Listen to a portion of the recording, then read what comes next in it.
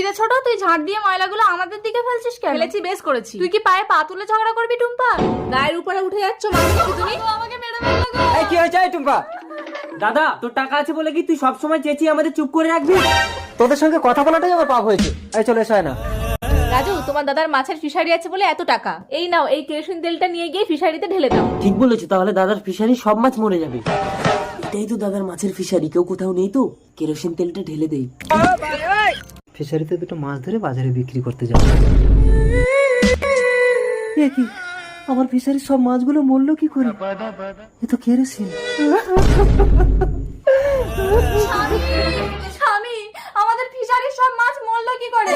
আয় না, কি আমাদের ফিশারিতে কেরোসিন তেল ঢেলে দিয়েছে। মহাজনের কাছ থেকে 1 লাখ টাকা ধার নিয়ে আমি মাছ চাষ করেছিলাম, বলেছিলাম মাছ বিক্রি করে সব টাকা দিয়ে দেবো। এখন আমি কি করে দেবো? ওগো, চল